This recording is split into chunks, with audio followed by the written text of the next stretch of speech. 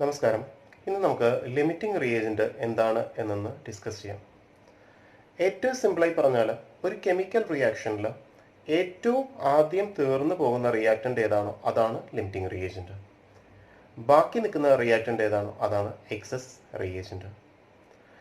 So ഒരു reaction complete ആയി കഴിഞ്ഞാൽ പ്രോഡക്റ്റിനോടൊപ്പം കാണപ്പെടുന്ന റിയേജന്റ് ആണ് എക്സസ് റിയേജന്റ് അല്ലെങ്കിൽ എക്സസ് റിയാക്റ്റന്റ് എന്ന് പറയുന്നത്. സോ ഒരു റിയാക്റ്റന്റ് എക്സസ് ആയി കഴിഞ്ഞാൽ പ്രോഡക്റ്റിനോടൊപ്പം ആ റിയാക്റ്റന്റും ഉണ്ടാവും. അപ്പോൾ നമുക്ക് ആ റിയാക്ഷൻ ചെയ്യുന്ന സമയത്ത് കുറച്ചുകൂടെ ബുദ്ധിമുട്ടാണ്.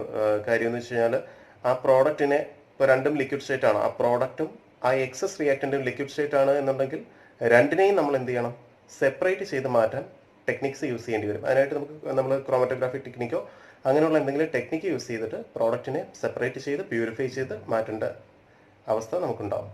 അപ്പോൾ ഇപ്പോഴും എക്സസ് റിയേജന്റിന്റെ അളവ് കുറയ്ക്കാനാണ് നമ്മളൊരു റിയാക്ഷൻ കണ്ടക്ട് ചെയ്യുന്ന സമയത്ത് നമ്മൾ ശ്രമിക്കാറുള്ളത്.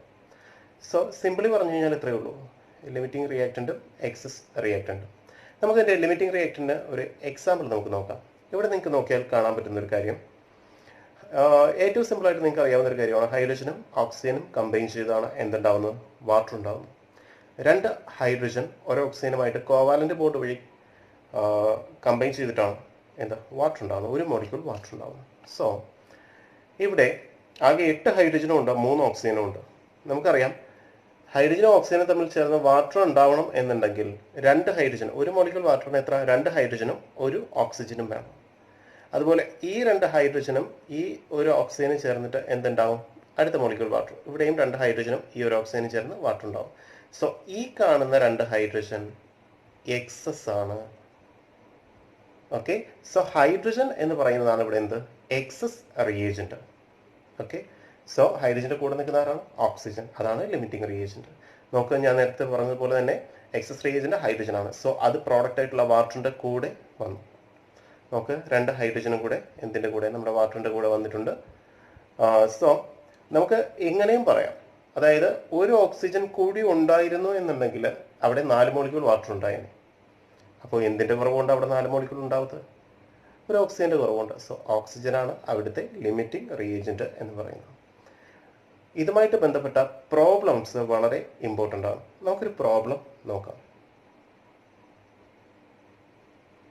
ഇവിടെ നിങ്ങൾക്ക് നോക്കിക്കഴിഞ്ഞാൽ ഒരു പ്രോബ്ലം കാണാൻ പറ്റും.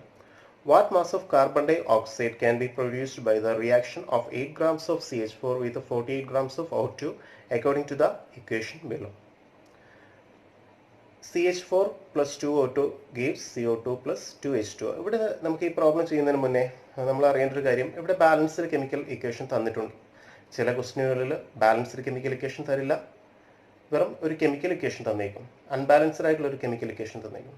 ചില ക്വസ്റ്റ്യനിൽ കെമിക്കൽ ഇക്വേഷനേ തരില്ല. ഇപ്പോൾ ഇവിടെയും നിങ്ങൾക്ക് കെമിക്കൽ ഇക്വേഷൻ തരേണ്ട ആവശ്യമില്ല.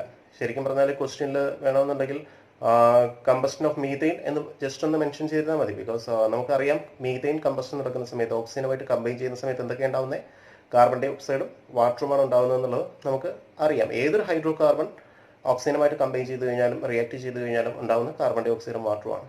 സോ ഇവിടെയും റിയാക്ഷൻ തരേണ്ട ആവശ്യമില്ല, പക്ഷെ നമുക്ക് റിയാക്ഷൻ തന്നിട്ടുണ്ട്. സോ ഇത് വെച്ചിട്ട് നമുക്ക് ഈ പ്രോബ്ലം എങ്ങനെ ചെയ്യുന്നു എന്നൊന്ന് ഡിസ്കസ് ചെയ്യാം, ഒന്ന് നോക്കാം. ഓക്കെ, നമുക്ക് ക്വസ്റ്റ്യനിലേക്ക് നോക്കാം.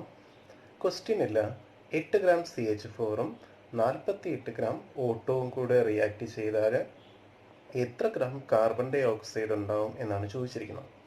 അപ്പം നമ്മളിതിന് ഫസ്റ്റ് ഓർക്കേണ്ട കാര്യം ഏതാണ് ലിമിറ്റിംഗ് റിയേജന്റ് എന്നുള്ളത് തന്നിരിക്കുന്ന ഡേറ്റ യൂസ് ചെയ്ത്, തന്നിരിക്കുന്ന കെമിക്കൽ റിയാക്ഷൻ യൂസ് ചെയ്തിട്ട് നമ്മൾ കണ്ടുപിടിക്കണം.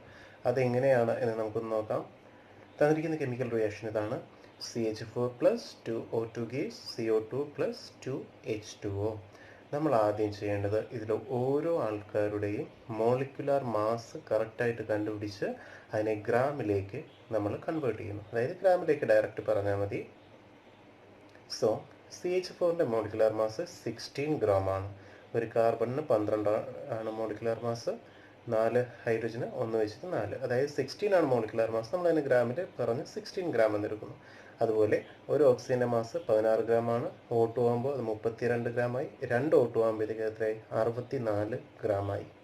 അതുപോലെ CO2ന്റെ മോളിക്കുലാർ മാസ് എന്ന് പറയുന്നത് കാർബണിന്റെ 12, ഒരു ഓക്സിജന്റെ 16 വെച്ചിട്ട് 2 ഓക്സിജൻ, അങ്ങനെ 32, 12, 44 ഗ്രാം. അതുപോലെ വാട്ടറിൻ്റെത് H2വിൻ്റെത് 18 ആണ്, 2 H2 ആകുമ്പോഴത്തേക്ക് 36 ആണ്. അതിൻ്റെ മോളിക്കുലർ മാസ് എല്ലാവരെയും നമ്മൾ ഗ്രാമിൽ ഫസ്റ്റ് പറഞ്ഞു. ഇനി നമ്മൾ നോക്കേണ്ടത് റിയാക്റ്റൻസിലേക്ക് പോവുക. റിയാക്റ്റൻസ് ആരൊക്കെയാണ്? CH4ഉം O2ഉമാണ്.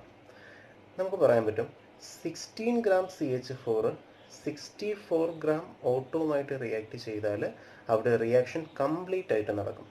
അതായത് ഒരു CH4ഉം ഒരു O2വും പോലും ബാക്കിയില്ലാതെ കംപ്ലീറ്റ് റിയാക്ഷൻ നടക്കണമെന്നുണ്ടെങ്കിൽ 16 ഗ്രാം CH4ഉം 64 ഗ്രാം O2വും വേണം. ഓക്കെ, ഈ ഒരു ഐഡിയ നമുക്ക് എപ്പോഴും ഉണ്ടാവും. ഒരു ബാലൻസ്ഡ് കെമിക്കൽ റിയാക്ഷനിലെ മോളിക്കുലർ മാസ് നമ്മൾ ഗ്രാമിൽ എക്സ്പ്രസ് ചെയ്തിട്ട് അത്രയും ഗ്രാം ക്വാണ്ടിറ്റീസ് തമ്മിൽ റിയാക്ട് ചെയ്ത് കഴിഞ്ഞാൽ നമ്മൾ എക്സ്പെക്ട് ചെയ്യുന്നത്, ഇത് എക്സ്പെക്റ്റഡ് ആണ് കേട്ടോ, റിയാലിറ്റിയിൽ ആക്ച്വലി നമ്മൾ ചെയ്യുന്ന സമയത്ത് ഇത്രയും നടക്കണം എന്ന് നിർബന്ധമില്ല എന്നല്ല, നടക്കില്ല.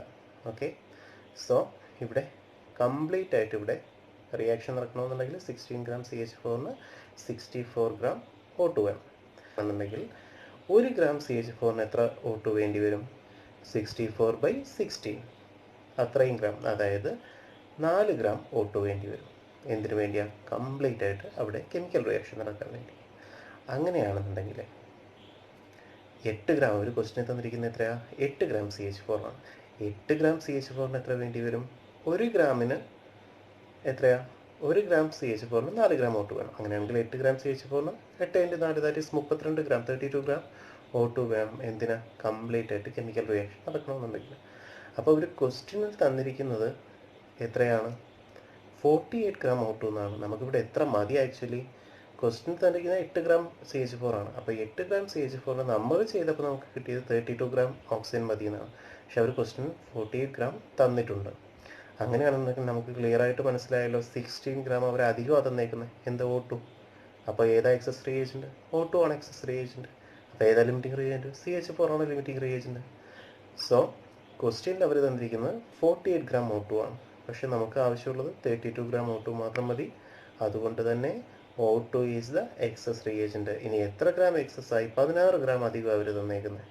അതെങ്ങനെ നമുക്ക് കിട്ടിയത്? 48 - 32 ചെയ്താൽ മതി. ഒരു ക്വസ്റ്റ്യനിൽ തന്നിരിക്കുന്നത് മൈനസ് നമ്മൾ തിയററ്റിക്കലി ചെയ്തെടുത്ത്.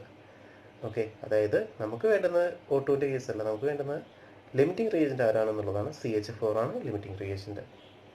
ഓക്കെ, അപ്പോൾ നമ്മുടെ ഫസ്റ്റ് ക്വസ്റ്റ്യൻ്റെ ഒരു ആൻസറായി.